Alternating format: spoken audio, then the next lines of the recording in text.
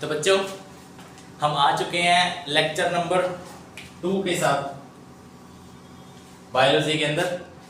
जो अपना lecture number 2 है उसमें हम स्टार्ट करने जा रहे हैं। जो पहला लेक्चर था अपना किसका था? सेल का।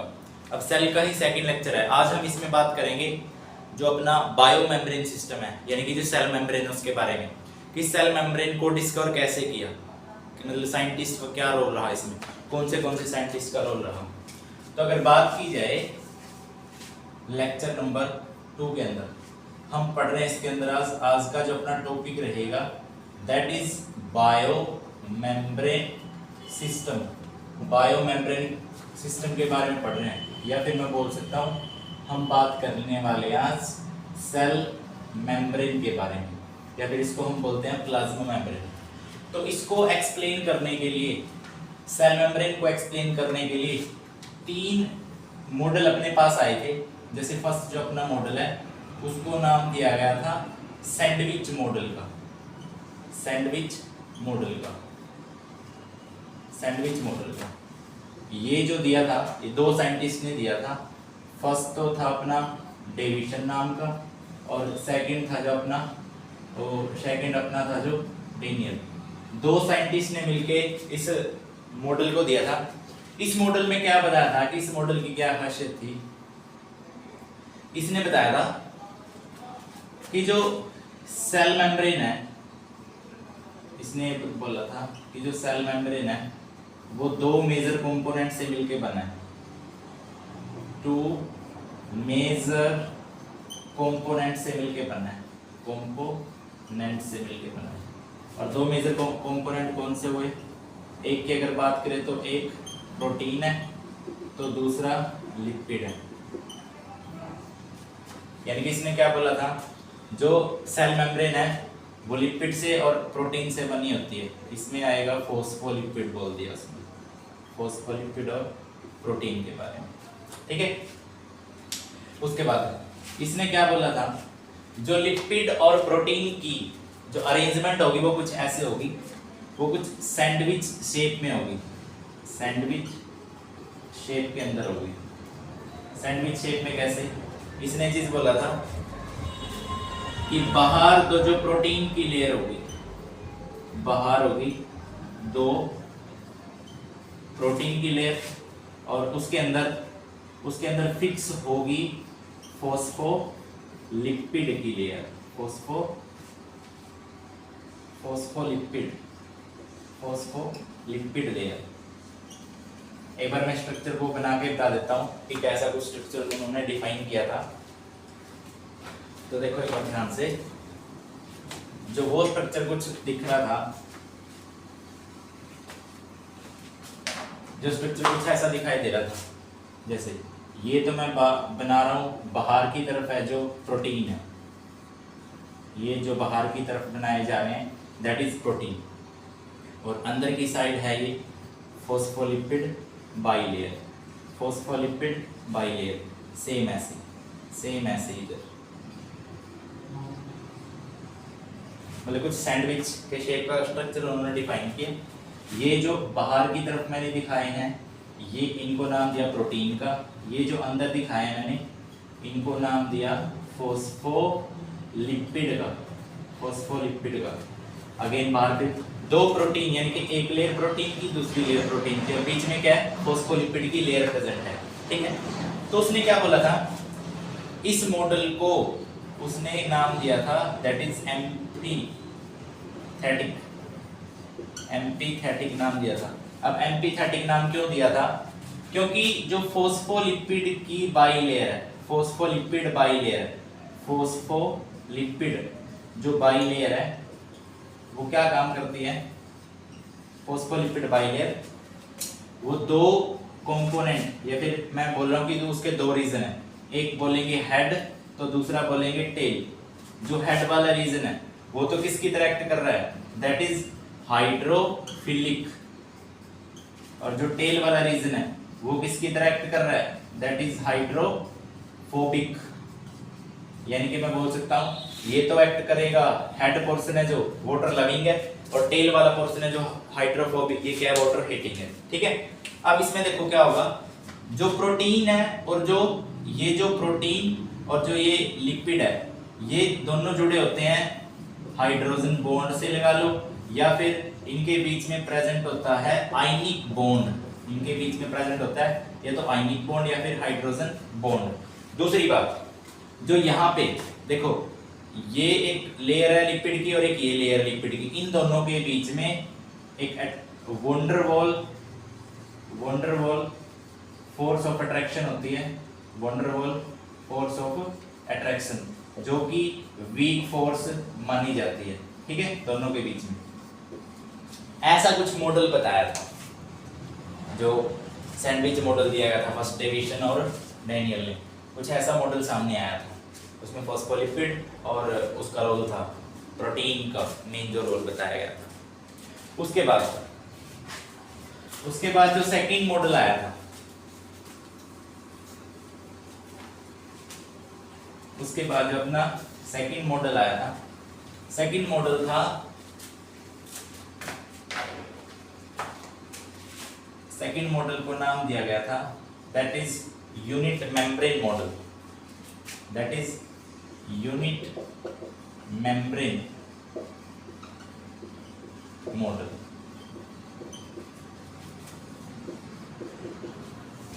अब सेम देखो, यूनिट मेम्ब्रेन मॉडल ने भी क्या बोला था, मतलब उससे रिलेटेड एक ही बात बोली थी कि जो सेल मेम्ब्रेन है, जो सेल मेम्ब्रेन है, या फिर मैं बोलूं जो प्लाज्मा मेम्ब्रेन है ना, वो बनी होती है made up of different kinds of molecules and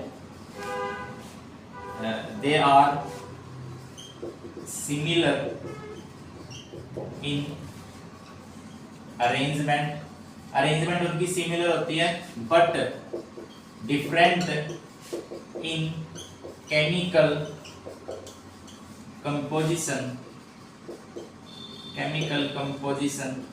and shape और साइज बोल सकते हैं, शेप और साइज। बट ये जो दोनों मॉडल हैं, यूनिट मेम्ब्रेन मॉडल ये दिया था रॉबर्टसन ने, और जो अपना सैंडविच मॉडल है, यूनिट मेम्ब्रेन मॉडल और जो दूसरा मॉडल है अपना, इसके अलावा जो मैंने पहले डिस्कस किया था, ये दोनों मॉडल है ना, जो दोनों के दोनों मॉडल हैं, इन दोनों मॉडल को मतलब रिजेक्ट कर दिया गया, इन दोनों मॉडल को रिजेक्ट कर दिया गया। मतलब इन्होंने अच्छा एक्सप्लेन नहीं किया सेल मेम्ब्रेन के बारे में, डिटेल में इन्होंने कुछ नहीं बताया, इन दोनों मॉडल को रिजेक्ट कर दिया गया, रिजेक्टेड। और रिजेक्ट क्यों हुआ? क्योंकि उनके पास क्या है, सेल मेम्ब्रेन के बारे में कुछ खास पॉइंट्स नहीं थे, या फिर कुछ ऐसे पॉइंट्स नहीं थे स्पेसिफिक जो सेल मेम्ब्रेन के बारे में बता रहे थे, ठीक है। फिर उसके बाद क्या है, रिजेक्ट हुआ। फिर उसके बाद क्या हुआ, आफ्टर रिजेक्शन, रिजेक्ट होने के बाद फिर इन्वेंशन हुआ, फिर जाके इन्वेंशन हुआ किसका, इलेक्ट्रॉन माइक्रोस्कोप का। और इस इलेक्ट्रॉन माइक्रोस्कोप की हेल्प से फिर एक न्यू मॉडल आया, उसका नाम है फ्लूइड मोज़ेक मॉडल, उसका नाम आया फ्लूइड मोज़ेक मॉडल। तो उसने मतलब वो फिट हुआ था सेल मेम्ब्रेन के लिए, और उसी मॉडल को फिर माना गया। जो अपना मॉडल आया था थर्ड वाला, उसका नाम था that is fluid mosaic model. और जो फ्लूइड मोज़ेक मॉडल है, ये किसने दिया था, ये दिया था सिंगर एंड निकोलसन ने। इन दोनों साइंटिस्ट ने मिलके इस मॉडल को दिया था। अभी देखो ये मॉडल कुछ ऐसा दिखाई देगा, बाहर की तरफ होगी प्रोटीन की ऐसे लेयर, बाहर की तरफ होगी प्रोटीन की ऐसे लेयर, दोनों तरफ।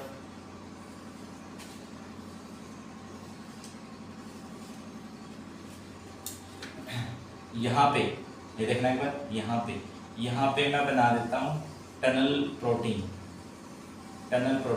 सबका अलग अलग या फिर स्पेसिफिक काम है, वो बताऊंगा मैं। एक बार मैं बना लूं, साथ में देखते रहना ध्यान से। इनके जो बीच में क्या है, लिपिड बाइलेयर बनाएगी कुछ ऐसे, फिर कुछ ऐसे, फिर कुछ ऐसे, कुछ इस टाइप से बनाई गई थी लिपिड बाइलेयर।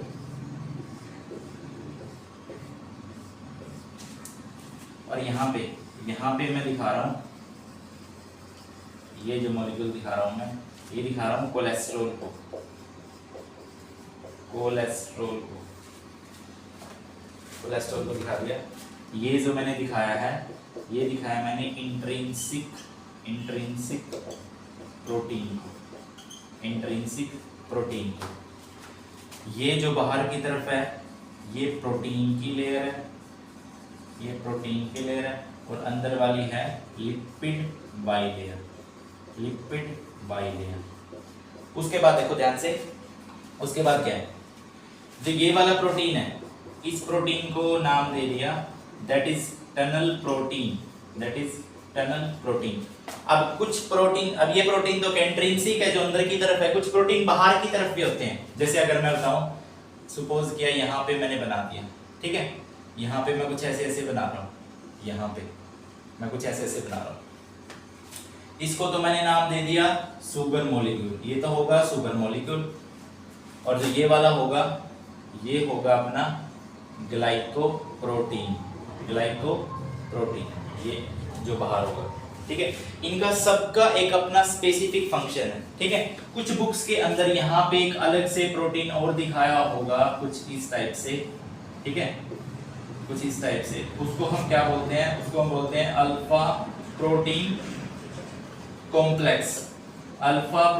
कॉम्प्लेक्स का नाम हम देते हैं, ठीक है। ये कुछ ऐसा फ्लूइड मोज़ेक मॉडल देखने को मिला था। तो इसमें क्या देखो, सबका एक स्पेसिफिक फंक्शन है, सबका अपना अपना एक अलग अलग फंक्शन है। देखो अब फ्लूइड मोज़ेक मॉडल, इसमें देखो सबसे पहले यार अपना कोलेस्ट्रॉल। अब कोलेस्ट्रॉल का क्या काम होगा, कोलेस्ट्रॉल का काम होगा स्टेबिलिटी प्रोवाइड करवाना। स्टेबिलिटी प्रोवाइड करवाने का काम करता है कौन, कोलेस्ट्रॉल स्टेबिलिटी प्रोवाइड करवाने का काम करता है, ठीक है। उसके बाद अगर ये बात की जाए, अपना इंट्रिंसिक प्रोटीन है, जो अपने प्रोटीन है, या फिर बोलो इंट्रिंसिक प्रोटीन है, ये जो इंट्रिंसिक प्रोटीन है, ये फ्लूइडिटी को मेंटेन करके रखता है। फ्लूइडिटी बोले तो इसका जो नेचर होता है ना, इस जो मॉडल है, इसका नेचर होता है अपना क्वेसी फ्लूइड नेचर, ठीक है। तो जो इंट्रिंसिक प्रोटीन है वो फ्लूइडिटी को मेंटेन करके रखता है, जो कोलेस्ट्रॉल है वो स्टेबिलिटी को मेंटेन करके रखता है। जो टनल प्रोटीन है, टनल प्रोटीन क्या काम करेगा, टनल प्रोटीन सिर्फ इसको ट्रांसपोर्ट करेगा वाटर एक्सचेंज को, या फिर वाटर ट्रांसपोर्ट में कौन हेल्प करेगा, टनल प्रोटीन करेगा। ये बाहर प्रोटीन की लेयर है, अंदर लिपिड बाइलेयर है, वही इनके बीच में बॉन्ड मैं बता चुका हूं पहले वाले मॉडल में। सिंपल जो सुगर मॉलिक्यूल है और जो ग्लाइकोप्रोटीन है, सुगर मॉलिक्यूल और ग्लाइकोप्रोटीन, ये दोनों क्या काम करते हैं, एक बार मॉडल तुमने देख लिया होगा, मैं साफ कर रहा हूं इसको।